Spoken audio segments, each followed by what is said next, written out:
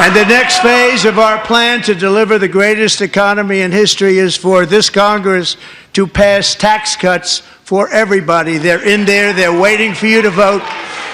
And I'm sure that the people on my right, I don't mean the Republican right, but my right here, I'm sure you're going to vote for those tax cuts, because otherwise I don't believe the people will ever vote you into office. So I'm doing you a big favor by telling you that. But I know this group is going to be voting for the tax.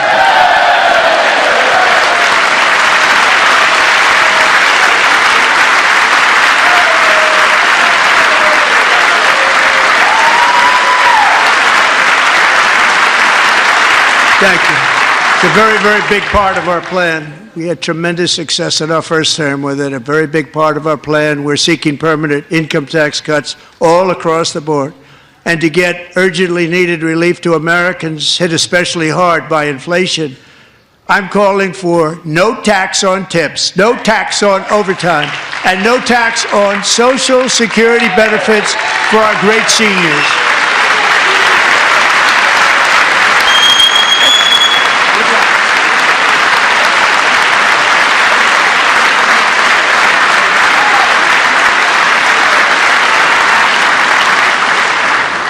And I also want to make interest payments on car loans tax deductible, but only if the car is made in America.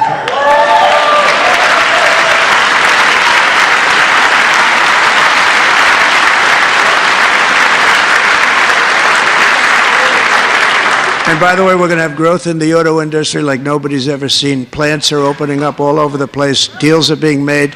Never seen. That's a combination of the election win and tariffs. It's a beautiful word, isn't it? That, along with our other policies, will allow our auto industry to absolutely boom. It's going to boom.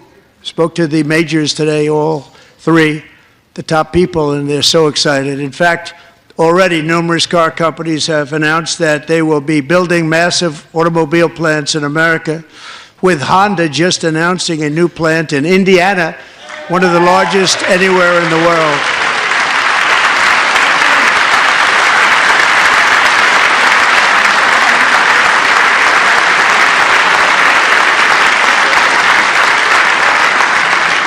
And this has taken place since our great victory on November 5th, a date which will hopefully go down as one of the most important in the history of our country.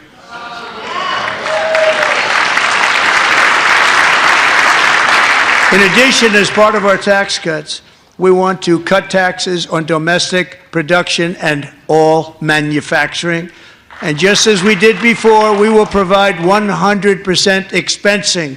It will be retroactive to January 20th, 2025. And it was one of the main reasons why our tax cuts were so successful in our first term, giving us the most successful economy in the history of our country. First term. We had a great first term.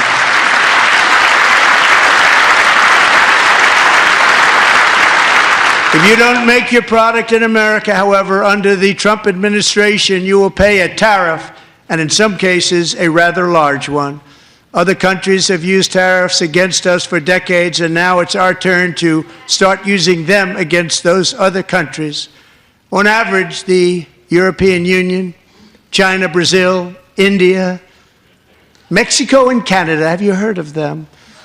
And countless other nations charge us tremendously higher tariffs than we charge them. It's very unfair. India charges us auto tariffs higher than 100%. China's average tariff on our products is twice what we charge them. And South Korea's average tariff is 4 times higher. Think of that, 4 times higher. And we give so much help militarily and in so many other ways to South Korea, but that's what happens. This is happening by friend and foe. This system is not fair to the United States and never was, and so on April 2nd, I wanted to make it April 1st, but I didn't want to be accused of April Fool's Day. That's not, just one day cost us a lot of money. But we're going to do it in April. I'm a very superstitious person. April 2nd, reciprocal tariffs kick in. And whatever they tariff us, other countries, we will tariff them. That's reciprocal, back and forth. Whatever they tax us, we will tax them. If they do non-monetary tariffs to keep us out of their market, then we will do non-monetary barriers to keep them out of our market. There's a lot of that, too. They don't even allow us in their market. We will take in trillions and trillions of dollars and create jobs like we have never seen before. I did it with China and I did it with others, and the Biden administration couldn't do anything about it because there was so much money they couldn't do anything about it. We have been ripped off for decades by nearly every country on earth, and we will not let that happen any longer.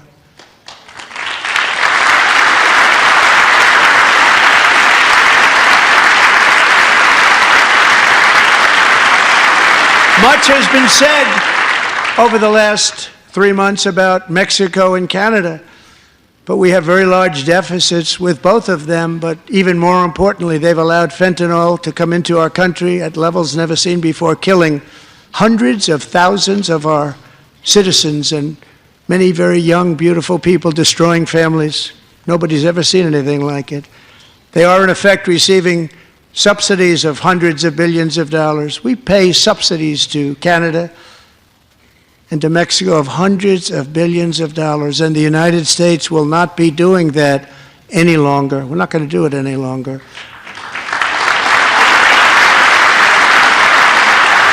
Thanks to our America First policies we're putting into place, we have had $1.7 trillion of new investment in America in just the past few weeks. The combination of the election and our economic policies that people of SoftBank, one of the most brilliant anywhere in the world, announced a $200 billion investment. OpenAI and Oracle, Larry Ellison, announced $500 billion investment, which they wouldn't have done if Kamala had won. Apple announced $500 billion investment. Tim Cook called me. He said, I cannot spend it fast enough. It's going to be much higher than that, I believe. They'll be building their plants here instead of in China. And just yesterday, Taiwan Semiconductor, the biggest in the world, most powerful in the world, has a tremendous amount, 97% of the market, announced a $165 billion investment to build the most powerful chips on earth right here in the USA.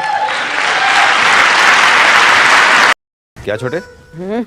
सबको gift दिया जा रहा है जब से job लगी है। FD भी कराई है नहीं? जब आपने कहा था तभी स्टार्ट कर दी थी भैया। क्या है ना, सेफ भी है और टेंशन भी नहीं है।